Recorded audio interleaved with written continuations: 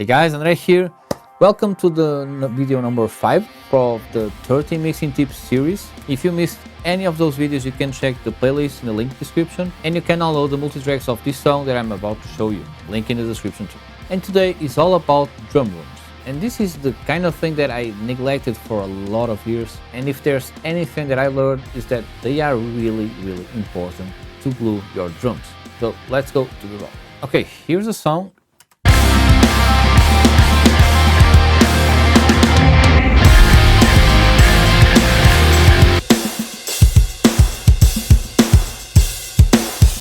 Okay, let me show you the drum kit without the rooms.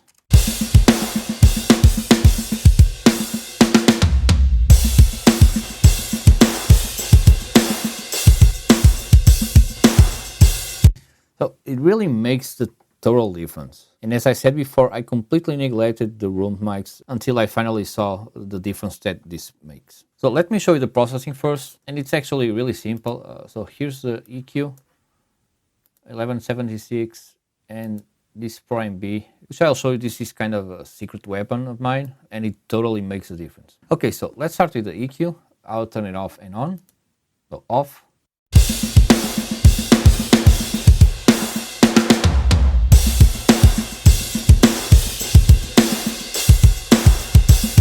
Okay, so let's see how I go about EQ the room mics. And this is one of the most important steps, is the EQ. So I will erase everything here and start from the beginning. Now, one thing that is important is that I always EQ the room mics hearing the kick and the snare. And the reason I do this is because I want to see what frequencies are clashing with the kick and the snare. And actually, before I EQ, I use the compressor first, and I want to kind of smash the room mics so I can get all of the ambience of the rooms. So let's hear.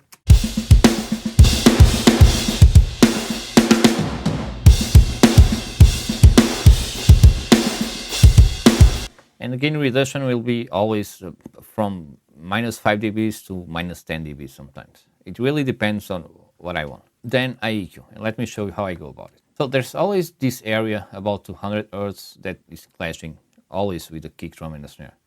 Let me show you.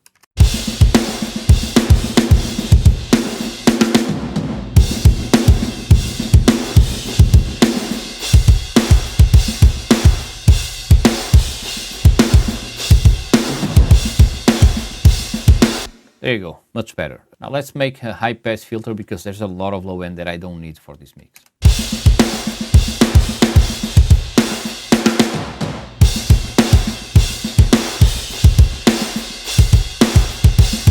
Again, much better. Now what I want from this room is to hear more snare. And I do this when the rooms sound good. If the room doesn't sound good, I just cut the mid-range here. But because this room sounds good, I want to hear more of the snap of the snare. So let's search for it.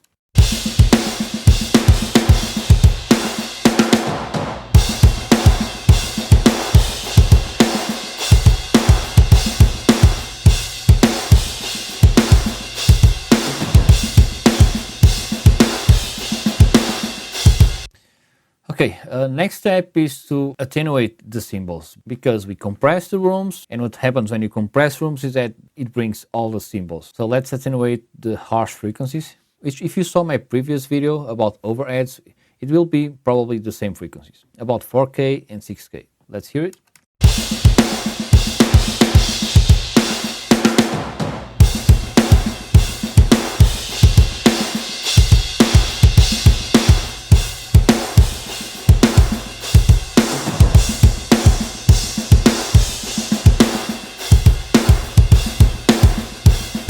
Okay, so let's say beat this.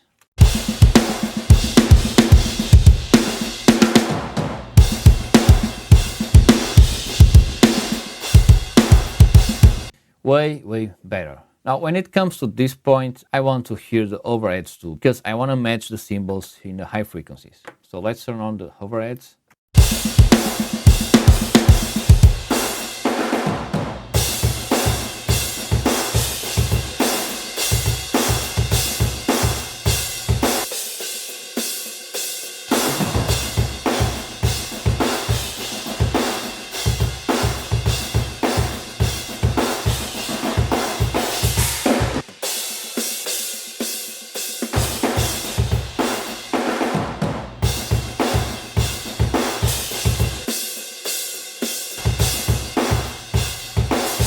a little bit too much. So let's add a low pass filter.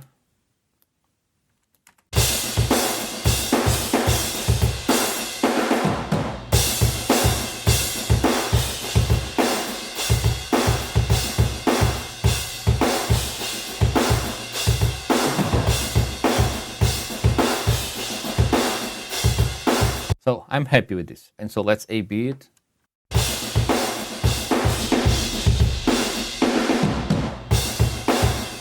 Now let's hear it in the whole drum kit.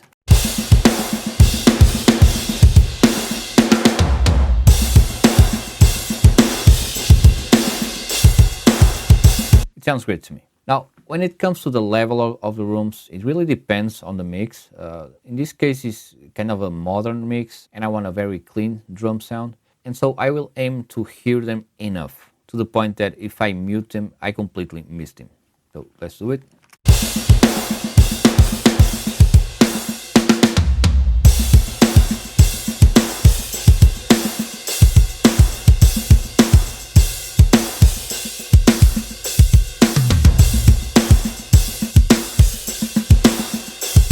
I will probably stop here. Now I will send it to the parallel compression bus to get even more ambience, and here's how it sounds.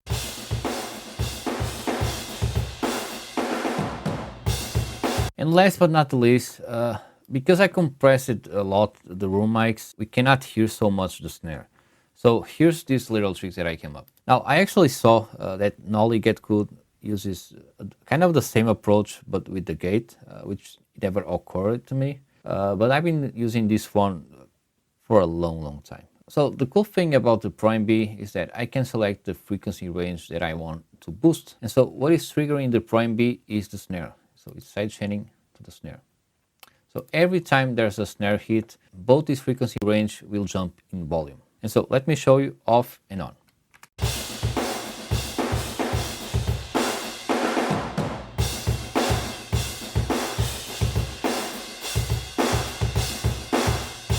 So this is kind of a cool trick if you want to get more snare out of your rooms. And so the frequencies that I'm boosting are these ones.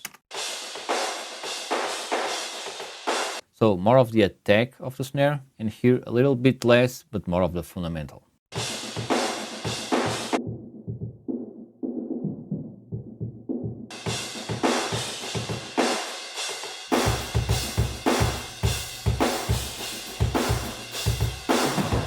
And with the whole drum kit, let me show you.